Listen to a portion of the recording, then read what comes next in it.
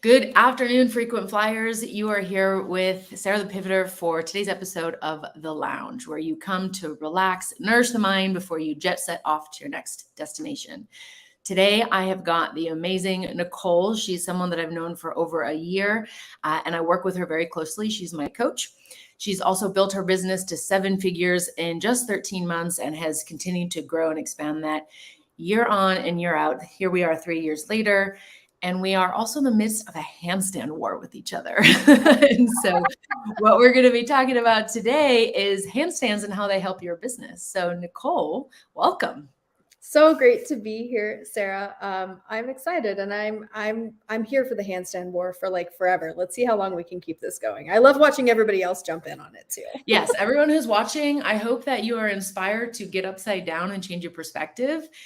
Even if you have to go against the wall, it doesn't matter. Like baby steps, we can teach you some progressions. But my goal is a 30-minute handstand. I want to just stand here on Zoom doing a podcast interview in a handstand. Like that's what I think we need to get to. That's our next interview.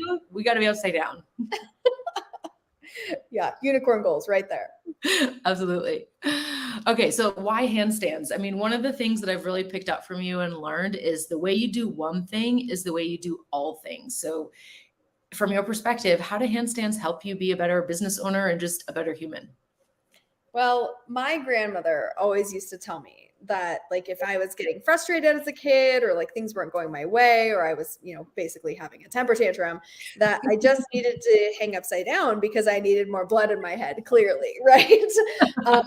So that's what she always told me. I was a gymnast as a kid. For 12 years, I was a very high level gymnast. And so handstands were a part of like literally my day-to-day life, right? Yeah. And then as an adult, I mean, we stopped doing the things that we did when we were kids, right? That's what happens is that we become adults, we become grown-ups, theoretically, kinda sometimes. And so we stop doing the things that used to bring us joy, that used to open this door for us. Handstands are challenging as an adult because it is flipping yourself upside down and it is kind of changing your spatial awareness. And it's doing something that's physically challenging, mentally challenging, and also a little bit ego challenging, right? Yeah, very humbling. I'll say that. Especially when you do it in front of other people, right? Hey, watch this, and then you fall. Yeah, totally. Okay. But in business, I mean, that's so much of the skill set that we need. We need to bring that childlike ingenuity and looking at things different. We need to be able to flip that perspective and really see ourselves differently and see our businesses differently to make those micro adjustments, to be in a state of reflect and refine. And if you've been doing handstands at all, you will know that it is the tiniest of nuances that makes it that you can hold the handstand or not. I mean, it's literally like the grip of your fingers and like how you position your fingers that keeps you up or down, and like tiny little flexes in your muscles, which is exactly how it is when you are running successful companies. It's not about tearing everything down. It's about making just that quarter turn to the left that sometimes unlocks millions of dollars. I love that. And really that micro adjustment is key. I always talk about the 1 degree pivot. Everyone thinks they have to do like the kitchen sink. You talk a lot about like new bartenders. They just put all the ingredients in thinking it's going to be amazing and it tastes like mud, right? And so those tiny little things that if you're not present, you won't notice. And when you're upside down, you have to be really, really present because otherwise you'll fall over, right? You're so used to looking like, hey, you hear something, you turn your head or you move, but upside down is the opposite. And so being able to slow down enough, I think, is the big key there too. Yeah. I mean, that muscle control comes from the way that you're thinking and feeling about each and every like ripple of it. And if you're in a handstand, even if you're against the wall, sometimes you'll get distracted. Like your mind will wander into something else and then you fall over, right? Because you notice that you're like started thinking about like, oh shit, I'm supposed to switch the laundry, or like, oh my God, I forgot to call that person back or whatever. And then plop, you just fall right back down. It teaches you how to hold the focus and hold the frequency of what you desire, which in the moment should be just staying up in that damn handstand for 5 more seconds. Right.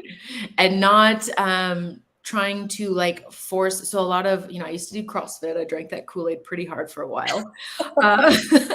And there's a lot of handstand walking, which is it's now when I look at it, it's really cheating, but it's also very, if you're not nuanced enough and those little baby stabilizer muscles are not strong, this is why people get injured. And then they have the banana back and all that kind of stuff. So how does that correlate to what people are doing when they just like fling themselves into something in their business without having the appropriate muscles trained and awareness? I can tell you that after working with over 2,300 clients in the last 3 years, the people who are successful are the people who stick with one thing and then commit to getting really good at it, right? We have this idea in our head that it's like, oh, I'm going to change my offer because this one's not selling. Like, I assure you, it's not the offer. It is you. And it's hard for people to stay in that, right? Because they're like, well, if I could just change the offer, if I sold something that was easier to sell, if I just sold something cheaper, right? They come up with all these excuses, but really it is the foundational strategies that make us successful. And the truth is that in the coaching industry, or I mean, really in any industry, it's the delivery part that we all love. We like to do the part that's fun for us, but realizing that, I mean, in our world, you have to sell in order to get to that part. And so like you're almost earning the right to be able to do the piece that you want to do. And for most people, marketing and sales is the biggest challenge point. And so they want to skip right to the end. They want to skip to delivery. And that's not how that works. I mean, it's 60%. Marketing and sales is 60% of what you're going to do in the online entrepreneurial space. And so you got to really commit to those foundational strategies and not be walking around on your hands looking for the next shiny object, looking to swap out your offer, looking for the magic pill that absolutely does not exist. If it did exist, we'd all have 6-packs and hold 30-minute handstands from That's the right. right? Be like, watch this, a one-armed handstand for 30 minutes.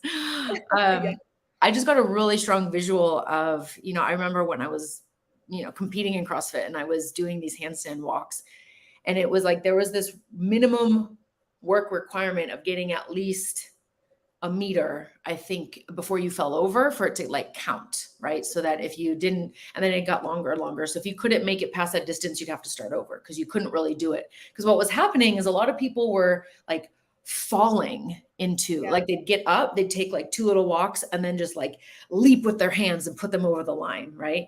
And I think that's what a lot of entrepreneurs, especially in the beginning, are doing. They're trying to just fall into, and it's not graceful, and they usually hurt themselves in that process. I mean, in gymnastics terms, we call this janky. Yeah. Is that you're janky, you don't have good technique, your knees are flopping all over the place, your toe point's off, and like any gymnast can look at like and no hate, I was a cheerleader in college, okay, but we look at cheer tumblers and we're like, no, that is not how you do that. You're going to hurt yourself. Please stop, right? Because we know better foundationally.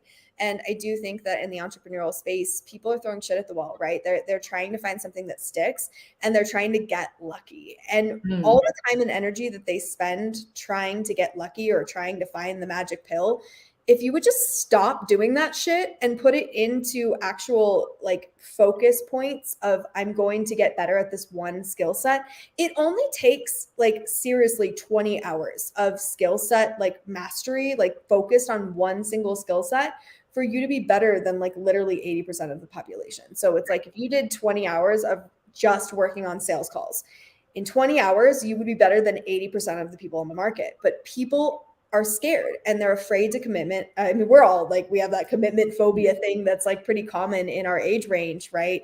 But people are so afraid to make mistakes. They're so afraid to go all in, and they're so afraid to commit to something for the fear of what if it doesn't work, which of course is what leads it to not working. Self-fulfilling prophecy.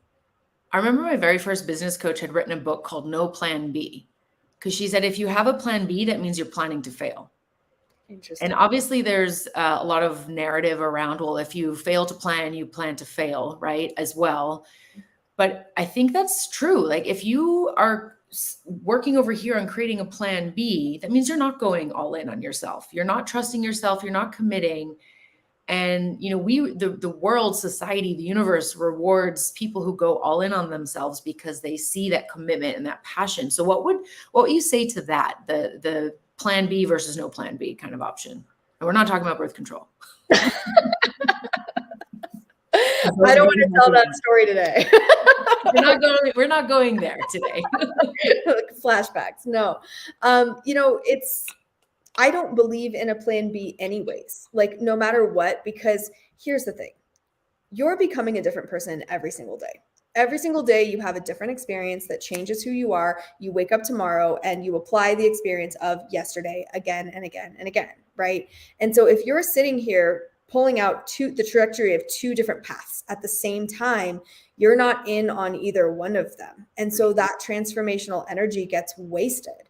And so it's not even of having like a plan B or like a backup thing. It's more of the fact of like, if you want to follow a certain path, you can only walk on two paths at the same time while they are very, very close to each other. So it's like literally like one day of transformational energy before you have to move to one side of the forest or the other. You have to go that way. You can't split the line for more than a couple steps. And so if you're trying to split the line, you will get stuck. And that's what people say, right? Where it's like, oh, I'm stuck. I can't go any further. I'm struggling. And it's like, you're literally struggling because you have one foot on either side of the path. As soon as you put both feet on one side of the path, you will be able to walk again. It's like watching America's Home Funniest Videos and the people who like their rollerblades go way out, right? And they're like doing the splits and they hurt themselves. That's the visual that I got as you were speaking, because of course you can only do that for so long until the point of breaking, or until you like work up those muscles and go, oh, actually I can like do this and it's so much easier. Mm-hmm. Yeah. I mean, flow is a thing, right? And so if we want to be an energetic flow, we want things to be easy.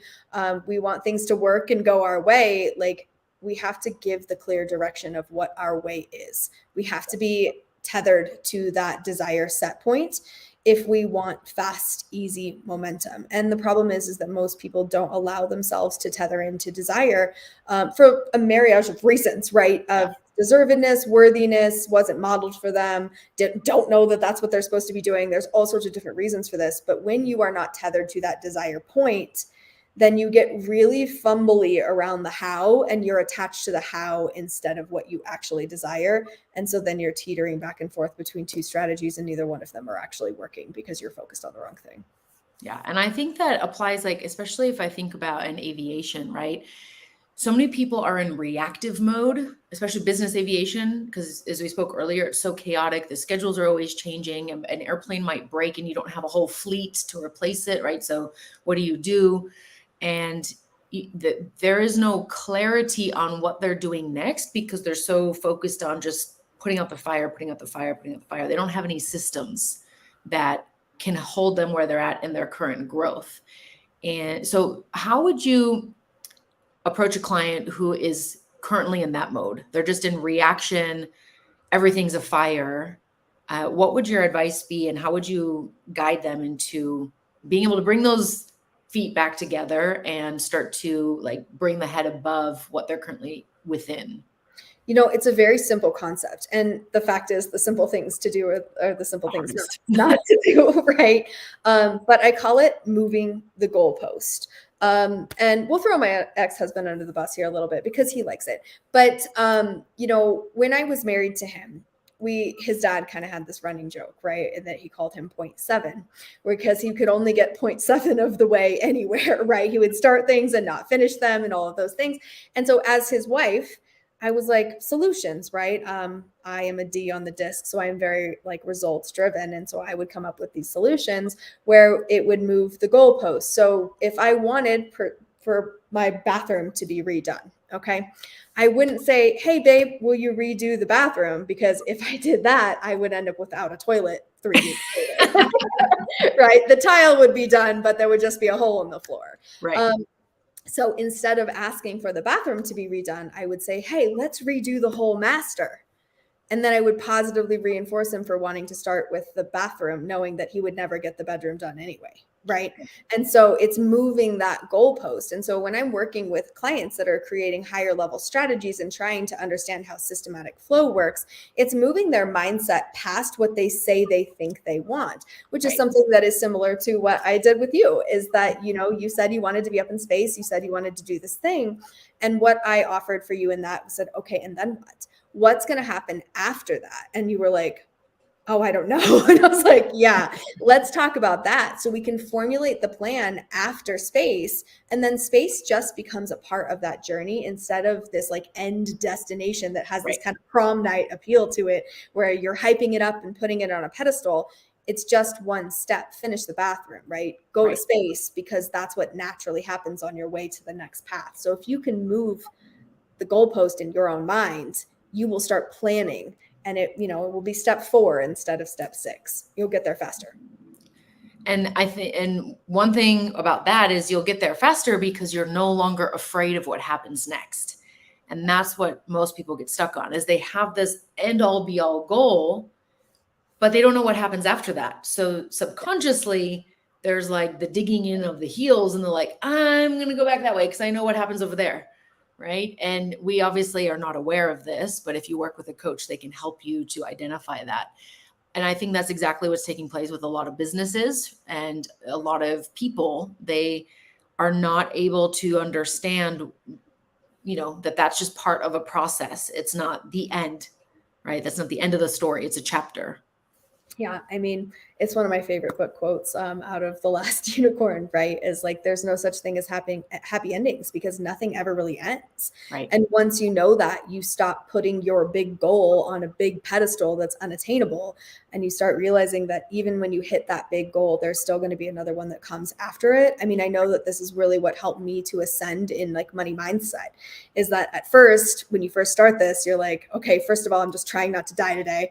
And then maybe you have a little bit of success in it, you make a little bit of money, and you have that money goal in your head, whatever it is. I mean, at the basic bitch level, it's like 10K months or whatever. But for me, it was a 6-figure month. I hit that 6-figure month 8 months in, and then it was like, am I done? Like, did I do it? Like, do I just never have to do this ever again? Like, of course not. Like, I hit that 6-figure month, and guess what I wanted?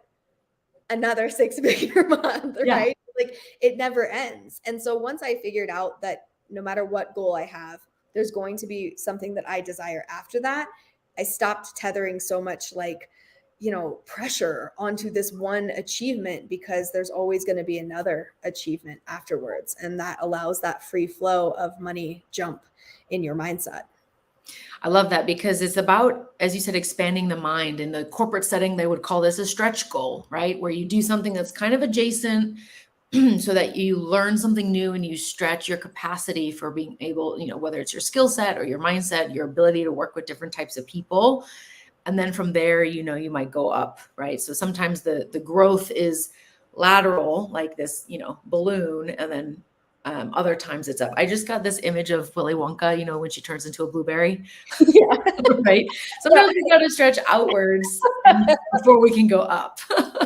Yeah, I mean, it's the concept of the roots, right? I mean, if you heard the analogy about bamboo, is that, bamboo seemingly grows really quickly, but not when it's in its infantile stage, right? When bamboo is a baby, it's growing down, and it is growing very quickly, but we can't see the roots, right? And so a lot of times people have this idea that they need to be able to see their growth in order for it to count. But can you believe in it even though you can't see it? And when you do that, you allow yourself to like root into the foundations, just like bamboo. And then all of a sudden you just shoot right up, which is very similar to what happened in the trajectory of my journey. Absolutely. And it's like that seeing is believing for a lot of people, but actually it's believing is seeing, right? Because what you think is going to create your reality. And so can you talk us through a little bit of how on your entrepreneurial journey, those thinking patterns evolved? Well, I mean, in bartender land, like I just didn't have thinking patterns. I had drinking patterns, not thinking patterns. Right. A lot of people in aviation have that too. So this will help. If you're really good at drinking, you could also be really good at something else. I just want to put that out there. Okay. And I was really good at drinking. And so I just took that skill set and applied it somewhere else. But the shift really was in identification. We don't realize like how often we're in that space of creating this loop in our head. We ask ourselves the same question, like seriously 100 times a day. We're just not aware of it. And so once you can identify what your default question is that's producing your thoughts, because that's where thoughts come from, right? Thoughts come from questions. So you ask yourself a question that produces a thought. That thought generates a feeling. The feeling inspires an action. And then that action becomes behaviors that create your results. So if you want to change your results, you have to change the question, not just the thought. And this is where this is why affirmations, affirmation cards by themselves, it just doesn't work, right? Because you're not actually changing the question. So the question that I used to ask myself in bartender land was, what's the point? And you can see how that's a pretty self-defeating question. If you ask a question, you're going to get a shitty answer, right? And so you're going to feel bad about yourself. You're not going to feel good. You're not going to take action. You're just going to wallow, right? And I did for 10 years. But when I stepped into this space, I started actively asking myself different questions and noticing when I was going back to the old question. And I would just touch my nose, bring my awareness into that, use some neuro-linguistic patterning to bring my physical awareness into the fact that these questions were no longer serving me. And so now, I ask myself all sorts of different stuff. But in the beginning, how can I feel alive today? How can I feel just a little bit more alive today? Because I totally felt dead inside in bartender land. Yeah. And I think whether it's bartender land or aviation land or any land, right? Whatever industry you're working in, a lot of people feel dead inside. They're comfortably numb, as Pink Floyd sang about, right? And they're just going through the motions day in and day out. Well, this is the way we've always done it. I know how to operate here, but it's just this very flatline level of existence. And yet we also don't want the extremes. We don't want to spike up and then spike down, because that's draining and, also called bipolar. And, we don't want to have that. So what's a really great tool that you can let people experience and just try on for size that can help, instead of being comfortably numb, give us this window of neutrality so that we can start to explore different ways of being? I mean, it really has to start with self-awareness, right? And we all think we're self-aware, which is our toxic trait. Okay. It is your toxic trait to believe that you are self-aware. Especially when you're 17. If you're 17 and really hot, you are not self-aware. I just want you to know that. So it's self-awareness first, and realizing that the more self-aware we are, the more we realize that we're not self-aware. And so you can use just baseline techniques of this, of just asking yourself on a scale of 1 to 10, how do I feel today? Knowing that 10 is not good and 1 is not bad. It's just an indication of how much energy you have in your body. So sometimes you wake up and you're a 3, and days that you're a 3 are a great day to read a book and just kind of chill out. And some days you wake up, you're at an 8. And so maybe at an 8, you want to clean the house and, clean out that closet that you've been avoiding for God knows how long, right? And so you can choose different activities that align with your energetic levels. And while you're doing this, just practice feeling your feelings and then naming them. I think that this is something that we don't do enough. We don't articulate the name of the feeling that we're feeling. And we tend to use big, broad categories of I'm pissed off. Okay, but how does it feel in this moment? And when you can get that very clear name of the feeling, that's all the feeling wants from you, is to feel seen and heard. And when you can make your own feelings feel seen and heard, you create validity. As your feelings become valid, that is when you can get into a space of neutrality. Because if you're beating yourself up saying, I shouldn't feel sad, I shouldn't feel mad, I shouldn't be happy that this bad thing happened, right? While you're shoulding yourself, you're not allowing your feelings to be valid. And without validity, we can't step into the serve and limit that we need to in order to really find neutrality. Yeah, absolutely. I love the don't should yourself. Don't should all over yourself. That's not a good experience. And the should is a really toxic word, right? If you're catching yourself using this word, see how you can remove it. Instead of saying I should do that, say I want to do that, or I get to do that, or I don't have to do that, right? Whatever it is for you.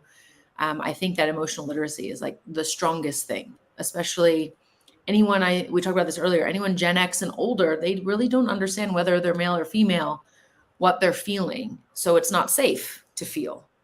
And so they go hide in drinking, or they go and, party all the time, or they, excessively watch Netflix or eat a whole pint of ice cream, whatever the coping mechanism is, because they're too afraid to feel the feeling.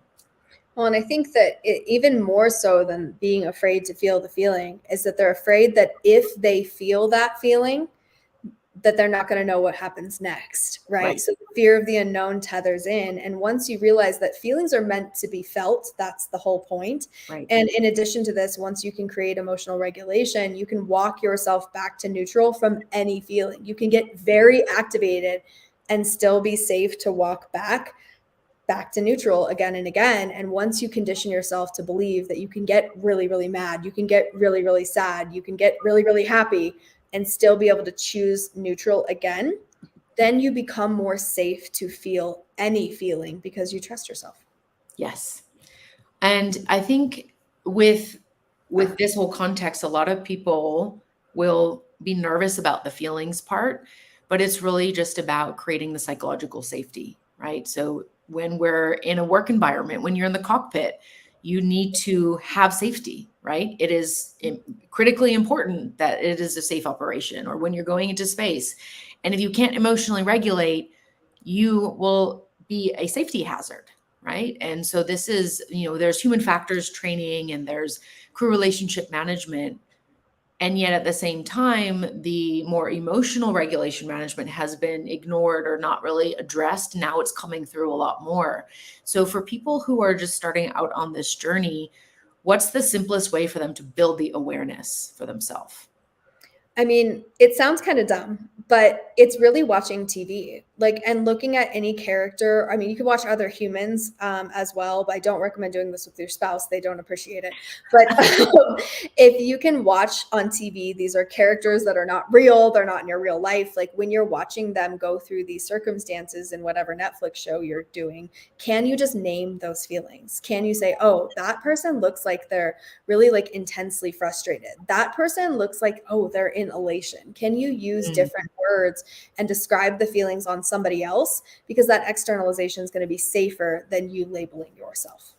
I love that. And using different words, right? How many times do people use the word elation unless they've read it in a book, right? Yeah. So I think expanding the vocabulary around that is really powerful. I know we're running short on time, but I want to also ask you, I always like to ask people, what is their superpower based on the pivots that they've had? And I know being a bartender, coming from that land and being really, really good at drinking, which you and I both had in common, now we've both decided to eliminate alcohol from our lives. Would you say that that's your superpower or one of? Do you have a few that have come from the pivots that you've experienced in growing your business and being the Nicole you are today? I think that the superpower that I developed that I didn't know that I had, it was like my secret superpower, right? Was being able to choose. I watch so many people really struggle and be in this space of, I can't do this, I can't do that. They can't make decisions. They can't choose things for themselves simply because they don't know that they can, and they maybe haven't had a lot of practice. When I quit drinking, it wasn't that I quit drinking, right? It's that I chose to do something different in my life. Being able to make choices is a superpower, and being able to have the mental acuity to understand that every single choice is going to serve in one way and limit in another is what allows you to have the neutrality, which is ultimately what makes you feel safe to make decisions. I love that. I think that's so powerful because most people don't give themselves permission to choose. They're constantly waiting for validation from somebody else or giving away their power. And that's why we end up letting other people make decisions for us. And so by making the choice to not drink, you gave yourself the power to choose everything else as well. Yeah. Thank you. Awesome. All right. So Nicole, where can people find you if they'd like to connect with you more after today's live? Well, you guys are all welcome to join the Facebook group. It's called Unicorn Client Attraction Secrets for High Vibe Wonder Women. And in my world, Wonder Woman is a mindset, not a gender bias. So all are welcome. And if you want to brave the wonderful, wild world of my podcast, it's called Real Unicorns Don't Wear Pants. Yes. And we just did a podcast on her podcast before we came on this live. So go and check it out. You're going to have a lot of laughs from all the episodes that she has. I will make sure to comment with all the tags so people can find you. And what is your parting advice for people watching this episode today? What's the one thing you want them to remember? We always tell ourselves that, your true self is what we're after. And, that means something different every single day. So yes, your true self is attracting your true believer, but your true self is a different person every single day. So can you allow yourself to feel into and become your true self a little bit more each day? I love that. Thank you so much, Nicole. I'm sure that will give a lot of people things to think about, and we'll see you very soon. Thanks for having me. Bye. Bye.